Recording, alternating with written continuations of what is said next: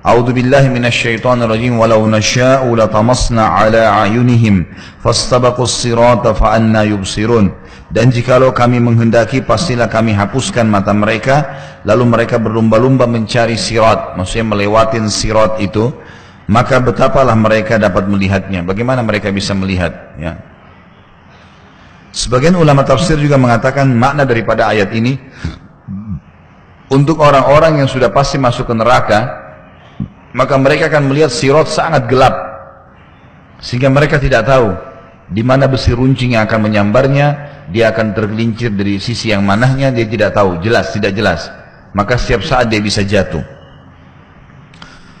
Hadis menjelaskan, dalam hadis yang diriwayatkan oleh Imam Muslim, Abu Hurairah anhu meriwayatkan Rasulullah SAW bersabda, "Sinfani min ahli nar lam arahuma, qaumun ma'ahum siyatun ka'adnabil baqar yadribuna biha an-nas, wa nisa'un kasiyatun 'ariyatun mumilatun ma'ilatun ru'usuhunna ka'asnimatil bukhtil ma'ilah la yadkhulnal jannata wa la yajidna rihaha wa inna rihaha latujatu min masirati kada wa kada."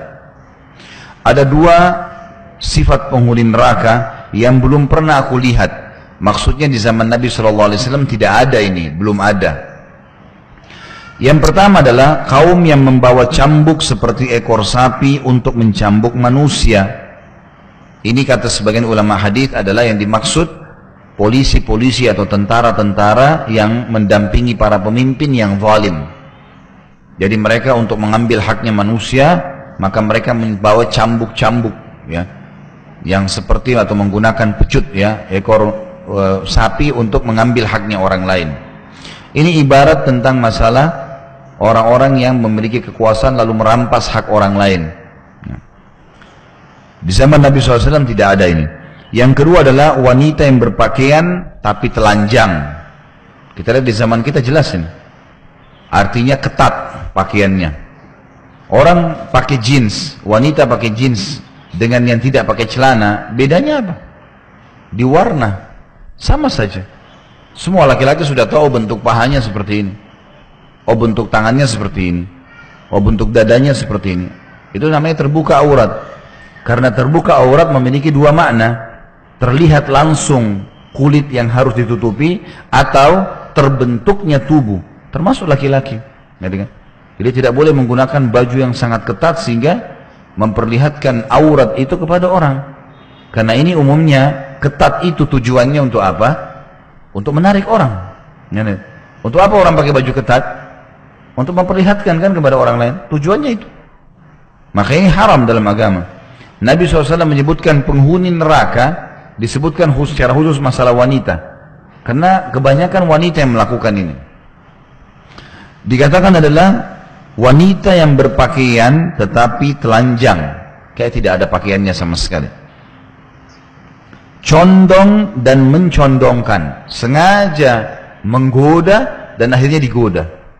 Sengaja pakai celana pendek, sengaja pakai, artinya orang seperti kekurangan kain, udah habis kain, dadanya bolong, belakangnya bolong, pahanya kelihatan, nggak tahu apa yang mau diinginkan ini, gitu kan?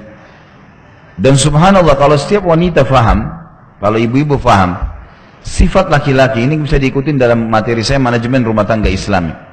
Saya nggak tahu kemarin ada yang sempat ikut daurah keluarga nggak? Kemarin ada di Puncak yang saya adakan, saya panjang lebar jelaskan masalah itu.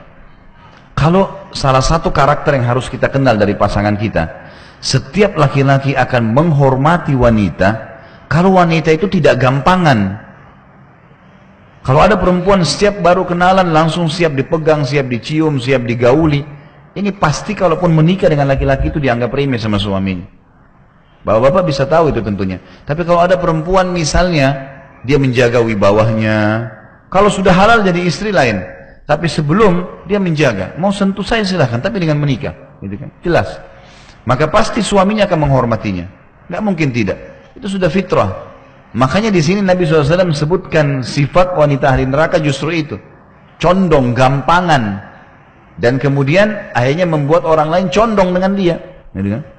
Gonta-ganti pasangan sana sini. Ini makna daripada dia condong dan mencondongkan. Kepala mereka seperti punuk unta yang condong, ya. Jadi ini kalau zaman dulu orang pakai konde biasanya ya. Atau sekarang mungkin ibu-ibu yang di blow rambutnya, disengaja diberdiriin. Saya juga kaget melihat ini, seperti rambut singa gitu. Apa ya, kelebihannya apa gitu ya? Saya umumnya biasa kadang-kadang bertanya kepada ikhwah, memang kalau perempuan seperti ini, ada ketertarikan tidak? Umumnya laki-laki mengatakan tidak. Tapi nggak tahu dari mana dia anggap dirinya itu ditertarikin oleh orang gitu. Kalau wanita itu lebih rapi rambutnya, di sunnah Nabi SAW menjaga rambut. Sunnah, merawatnya itu sunnah Nabi. Karena Nabi SAW mengatakan, man kana lahu sya'ar fal yukrimhu.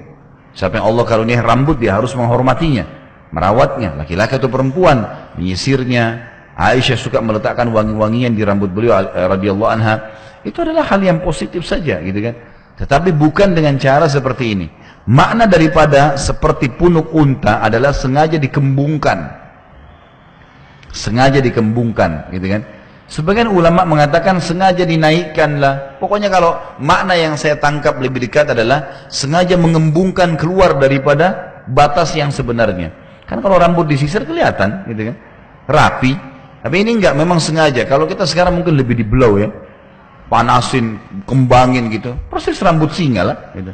Ya. Saya nggak tahu apa kelebihannya itu. Allahu a'lam. Ini kalau ditanya laki-laki, laki-laki banyak nggak suka lihat itu. Sebenarnya Allahu a'lam kalau laki-laki keluar dari abnormal, dari normalnya ya, suka lihat begini, Allahu a'lam itu ya. Kemarin juga saya sempat bahas dalam masalah rumah tangga, ibu-ibu kalaupun dandan boleh dalam Islam, tapi sama suaminya gitu kan.